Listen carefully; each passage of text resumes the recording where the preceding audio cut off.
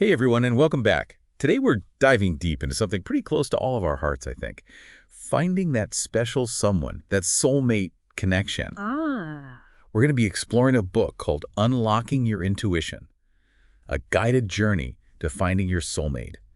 And trust me, it's way more practical and fascinating than the title might suggest. it really is. Yeah. The book kind of throws out this whole idea that finding your soulmate is about luck or fate. Instead, it's about learning to tap into something that we all possess, Okay. intuition, Yeah. and using it as our secret weapon in the love game. Okay, that definitely piqued my curiosity. But before we jump into the how-to, let's break down what intuition actually is. The book makes it clear that it's not some mystical superpower, right? Right. Think of intuition as your brain's supercomputer. It's constantly gathering and processing data about potential partners, even when you're not consciously thinking about it. It's like having a personal matchmaker working behind the scenes, analyzing every interaction, every vibe, every subtle cue. So basically, our brains are already on the soulmate hunt, whether we realize it or not. That's kind of amazing. But the book isn't just about defining intuition. It's about learning to actually hear what it's trying to tell us, right? Exactly. It's like your intuition is always whispering, offering guidance. But we often miss those whispers because our minds are so cluttered with thoughts, worries, and to-do lists. Okay, so how do we quiet that mental chatter and tune into our intuition's frequency? The book seems to be a big fan of meditation. Yes. And not just for the relaxation benefits. Imagine meditation as decluttering your mental space, creating a calm oasis where those subtle whispers of intuition can finally be heard. You're clearing out all the mental noise so that inner voice can come through loud and clear, especially when it comes to matters of the heart. I love that analogy. And the book also mentions journaling as a key tool for sharpening our intuition. Is it really that powerful? It can be.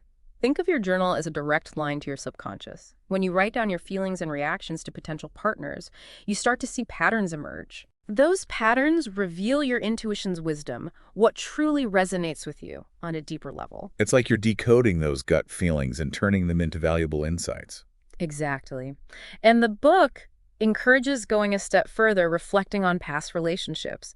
Not to dwell on the negative, but to see what your intuition might have been trying to tell you all along. Right. Were there red flags you ignored, gut feelings you wish you had listened to? Yeah. Those experiences hold valuable clues for honing your love compass. So we're talking about learning from our past to create a better future in love. Mm-hmm. Now, the book also dives into the different ways intuition can speak to us, and it emphasizes that it's not always a booming voice or a lightning bolt moment. Right. It can be subtle, even sneaky sometimes. It might show up as a physical sensation, that unmistakable gut feeling that says yes or no. Or it could be a sudden shift in your mood when you're around someone. Maybe you feel inexplicably drawn to them, or conversely, you suddenly feel drained or uneasy. Wait, you're telling me I should trust those vibes even if I can't logically explain them? The book is saying absolutely. Your intuition might be picking up on subtle cues that your conscious mind hasn't noticed yet. Okay. It could be their body language, their energy, even the way they smell things you can't always put into words. Okay, that's both fascinating and a little scary. But let's be honest, sometimes those first impressions can be misleading, can't they? We all know someone who seemed amazing at first, but turned out to be a total dud. Of course. The book isn't saying to blindly follow every fleeting feeling, Yeah. but it is encouraging you to pay attention to those initial reactions, especially if they're strong and persistent. Right. They can offer valuable insights into whether there's genuine potential for a deeper connection. So how do we know if we're overthinking it or if our intuition is genuinely trying to tell us something? This whole trusting your gut thing can feel tricky sometimes. That's where the getting to know yourself part comes in. The better you understand your own emotional patterns and triggers, the easier it becomes to differentiate between fear-based reactions and genuine intuitive whispers. It's like learning to recognize the unique language of your intuition. So if we're on a first date and we suddenly feel that pit in our stomach, we shouldn't just brush it off as pre-date jitters. That's right. The book is saying pay attention to those sensations. They might be your intuition trying to warn you about something. Of course, it doesn't mean running for the hills at the first sign of discomfort, but it does mean being mindful of your body's signals and not ignoring them just because you want the date to go well. Okay, this is making me rethink my whole dating strategy. So we're tuning into our gut feelings, journaling our reactions, and reflecting on past experiences. What other tools does the book offer for strengthening our intuition? It dives into the surprising link between emotional intelligence and intuition, suggesting that these two skills actually work hand in hand. Emotional intelligence, you mean like being able to read people and understand their emotions? Exactly. And being aware of your own emotions, too. The book argues that the more skilled you are at things like active listening, empathy, and picking up on nonverbal cues, the stronger your intuition becomes. I can see how that makes sense. Mm-hmm. If you're good at reading people, you're more likely to pick up on those subtle red flags or green lights, right? Absolutely. And the more you understand your own emotional triggers, the easier it becomes to tell if someone is genuinely connecting with you or just playing to your weaknesses. So it's not just about being intuitive, it's about being emotionally intelligent too. Mm. Now, get this, the book also talks about something called soulmate drawings. I know, it sounds a little out there, but hold on. The book makes it clear that these drawings aren't about predicting what your soulmate looks like or magically conjuring up their image.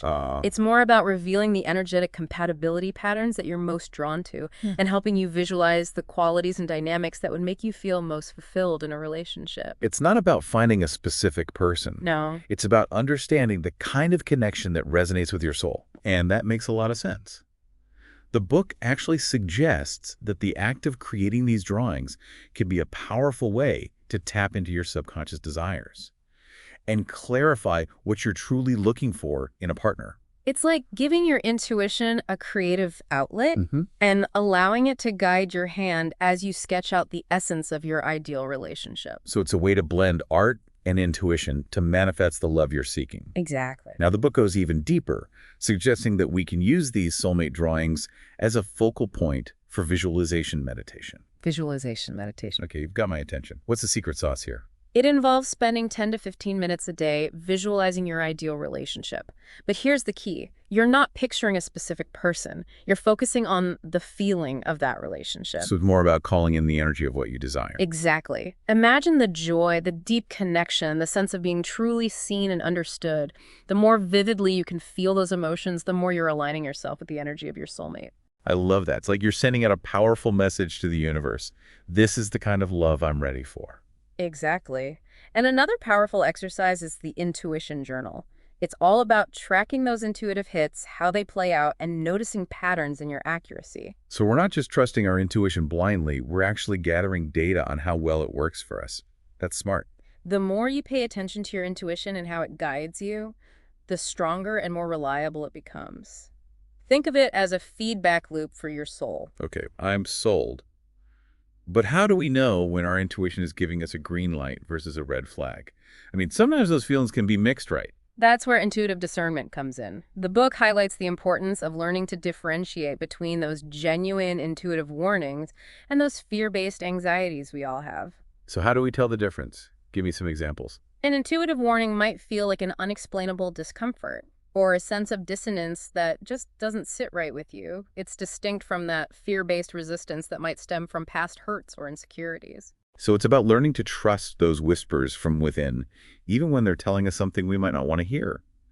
But honestly, sometimes it's hard to know if we're tuning into our true intuition or just replaying old patterns. That's why self-awareness is so crucial. The more you understand your own emotional baggage, the things that make you tick, the easier it becomes to distinguish between fear-based reactions and genuine intuitive insights. So if we're constantly attracting emotionally unavailable partners, it might be a sign to do some inner work and heal those patterns before jumping into another relationship. The book emphasizes that intuition isn't about blaming others or playing the victim. It's about taking responsibility for our own happiness and making choices that align with our highest good. So we're using intuition to empower ourselves in the love department. Exactly. It's about becoming the CEO of our love lives, making conscious decisions based on both our head and our heart. This is making me want to reevaluate all my past relationships. But seriously, this is such valuable information. So we've covered the red flags, but what about the green lights? What are some signs that our intuition is giving us the thumbs up? The book highlights a few key indicators, starting with a sense of ease and flow in the relationship. So if conversations feel effortless and you don't feel like you have to force anything, that's a good sign. Exactly. It's like you're on the same wavelength and your intuition is confirming that you're in sync with this person. I love that. What else? The book also mentions a sense of mutual respect and admiration. So you're not just physically attracted to them, but you also genuinely admire their qualities and values. Right, and you feel like they see and appreciate you for who you truly are, flaws and all. That's beautiful. It makes me think about those couples who just seem to radiate happiness and genuine connection. The book suggests that those couples are often deeply attuned to their intuition, both individually and as a pair. So they're not just following their hearts blindly, they're also using their intuition to navigate the inevitable ups and downs of any relationship. Exactly. And they're creating a dynamic where they can both grow and evolve together, supporting each other's dreams and aspirations. I'm starting to see how intuition can be the key to creating not just a soulmate connection, but a truly fulfilling and lasting partnership. It's about recognizing that finding your soulmate isn't the end of the journey, it's just the beginning. This deep dive has given me so much to think about. I'm already feeling more empowered to trust my gut and make choices that align with my heart's desires. But before we wrap up, I want to touch on one more thing the book mentioned, and that's the idea of self-love as a prerequisite for finding true love. That's a crucial point. The book emphasizes that the more we love and accept ourselves, the more we attract people who reflect that love and acceptance back to us. So it's not about trying to well, not to attract a partner, Yeah. but about embracing our authentic selves and trusting that the right person will love us for who we truly are. Exactly. And that includes all our quirks, imperfections, and those parts of ourselves we might have tried to hide in the past. I love that. It's about recognizing that we are already worthy of love just as we are. And when we embody that self-love, we become magnets for genuine connections that are based on mutual respect, acceptance, and a deep appreciation for each other's unique essence. This conversation has been so insightful. I'm starting to see intuition not just as a tool for finding love, but as a pathway to deeper self-discovery and a more fulfilling life overall. It's about tapping into that inner wisdom that's always available to us, guiding us towards choices that align with our truest selves. So we're not just listening to our hearts, we're listening to our souls. That's beautiful. It's a beautiful way to think about it. And it's fascinating to think that our intuition might guide us down paths we never expected. What if it's telling us to do something that seems totally counterintuitive, like moving to a new city, or ending a relationship that looks good on paper? That's where it gets really interesting. Sometimes our intuition nudges us out of our comfort zones, those self-imposed limitations that keep us from experiencing our full potential. It might feel scary at first, but those leaps of faith often lead to the most amazing discoveries and connections. So we need to be willing to trust those nudges even when they seem illogical or even a little scary. Exactly. Sometimes the greatest growth and the most profound love stories unfold when we dare to step into the unknown and follow our intuition's guidance. This deep dive has been incredible. I'm honestly blown away by the power of intuition, not just in matters of the heart, but in all areas of life. It's like having this built-in GPS system that's always guiding us towards our highest good if we know how to listen. So for everyone listening, what's one key takeaway you want them to remember about using intuition to find their soulmate? I think the most important thing is to remember that intuition isn't about predicting the future. It's about empowering yourself to recognize and attract the love you deserve. It's about becoming aware of those subtle whispers and trusting that your inner guidance system knows the way. I love that. And I want to add that finding your soulmate is a journey, not a destination. It's about enjoying the process of self-discovery, trusting your inner guidance, and being open to the incredible possibilities that unfold when you embrace the power of intuition. And who knows, you might even surprise yourself along the way. So to wrap things up, if you're feeling stuck in your love life or just curious about exploring the power of your own intuition, I highly recommend checking out the book, Unlocking Your Intuition, a guided journey to finding your soulmate. It's packed with practical tips, inspiring stories, and thought-provoking exercises that will help you tap into your own inner wisdom. And remember, your intuition is your guide. It's always speaking to you if you know how to listen. Until next time, keep diving deep and keep trusting those whispers from within. It really is. And you know, it makes me think about it. It makes me think about, sometimes we have this vision of what our soulmate or our ideal partner will look like or what they'll be like. And we think, oh, they have to have this job or they have to have this kind of background. But what if our intuition is trying to tell us something completely different? It's like you're getting caught up in the superficial details and missing the bigger picture of what truly matters for your heart. Right. Because I think sometimes we get caught up in these expectations. Absolutely. We might even miss out on amazing connections because we're so focused on a certain type. But what if our intuition is saying, hey, you know that person who's totally different from what you imagined? Give them a chance. Yeah, it's like your intuition is saying, think outside the box, expand your horizons. You might be surprised by who you connect with. Absolutely. And that's such a powerful reminder because I think, we're all guilty of it. We all have those kind of preconceived notions of what we think we want. Yeah, and sometimes those preconceived notions can hold us back from experiencing something truly extraordinary. Right. It's like our intuition is saying, trust me, I got you. Yeah. Let go of those limitations and just see where this leads. And that can be a little scary. Oh, absolutely. It can be terrifying. And it can also be incredibly liberating. Right. Because when you surrender to the guidance of your intuition, you're opening yourself up to a world of possibilities that you might never have considered before. I love that. And, it's not just about romantic relationships. I think this applies to all areas of life. Absolutely. Whether it's career choices, friendships, or even, just making those everyday decisions. Our intuition can guide us towards a more fulfilling and authentic path. It's like having this inner compass that's always pointing you in the right direction, even when you feel lost or uncertain. This whole deep dive has been so eye-opening and inspiring.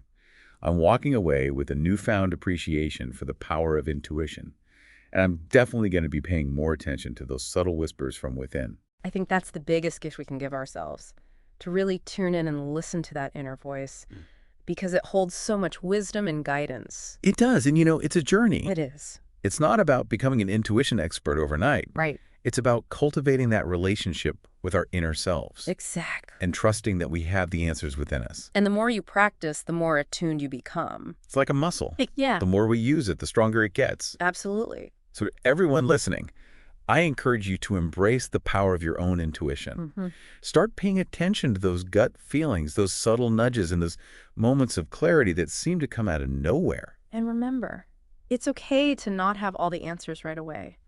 Just be patient, be curious, and trust the process. That's beautiful advice. And on that note, I think it's time to wrap up this deep dive. But before we go, I want to thank you so much for sharing your insights with us today. It's been my pleasure. This has been an incredibly enlightening conversation, and I know our listeners are going to walk away feeling inspired and empowered. So until next time, keep diving deep into those fascinating topics that make life so rich and meaningful. And keep trusting those whispers from within.